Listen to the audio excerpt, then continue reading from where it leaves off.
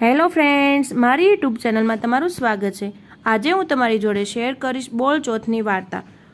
સૌપ્રથમ આપણે વ્રતની વિધિ જાણી લઈએ। શ્રાવણ માસના વધ ચોથના દિવસે નાહી ધોઈને ગાય વાછરડાની પૂજા કરી બોળ ચોથની કથા કરવી, વાંચવી અને સાંભળવી। કોઈ સાંભળનાર ન હોય તો દીવો કરી દીવાની સામે વાંચવી। આ દિવસે ચડેલું અનાજ ખાવું નહીં।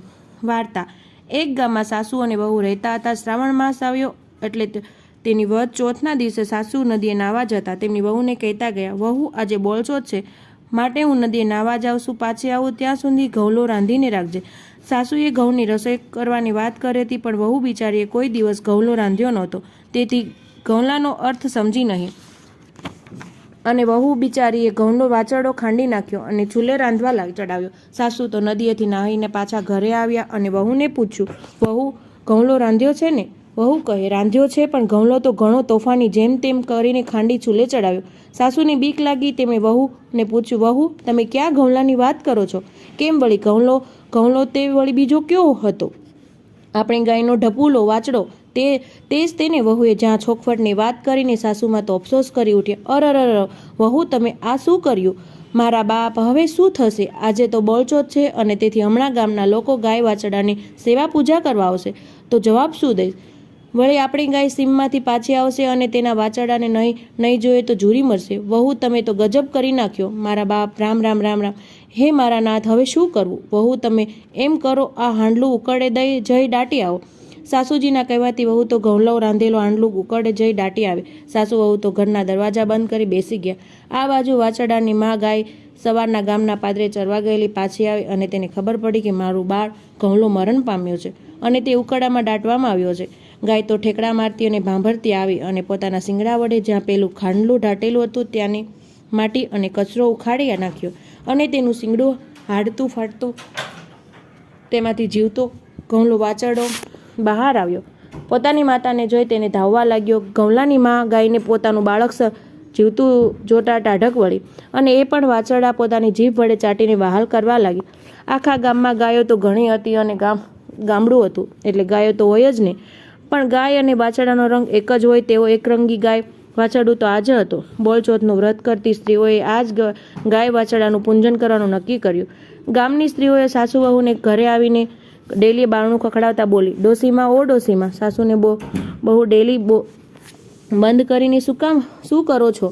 ડેલીનો દ્વાર ખોલો, ક્યાં છે એકરંગી ગાય અને ઓલો વાછરડો? અમે આવ્યા અને પૂજાની થાળી લાવ્યા। આખા ગામની સ્ત્રીઓ ગાય વાછરડાની પૂજા કરવા અધીરી થઈ ગઈ હતી, પણ સાસુ વહુ મોઢું લઈને બહાર ના ખોલે।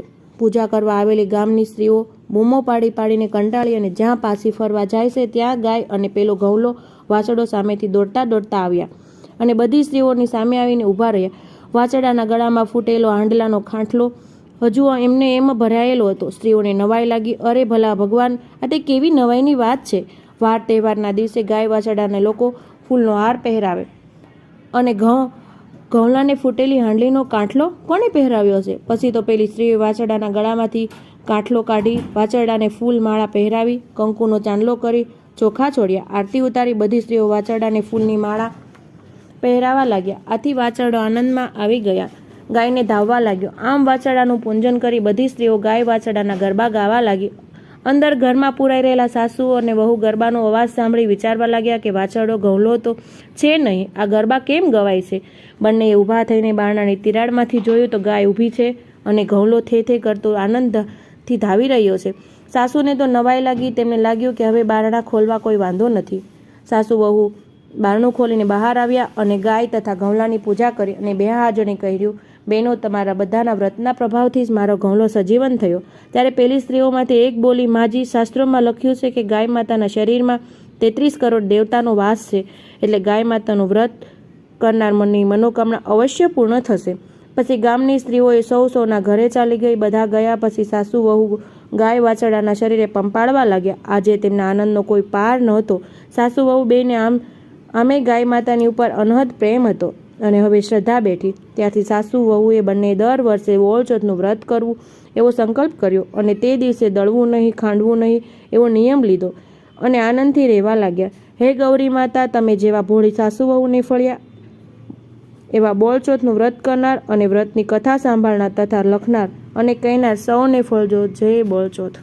ફ્રેન્ડ્સ, તમને આજનો મારો વિડીયો ગમ્યો હોય તો તેને લાઇક કરજો, શેર કરજો અને સબસ્ક્રાઈબ કરવાનું ના ભૂલતા. બાજુમાં રહેલા બેલ આઇકન પર ક્લિક કરજો જેથી બધા જ વિડીયો તમને સૌથી પહેલાં મળે.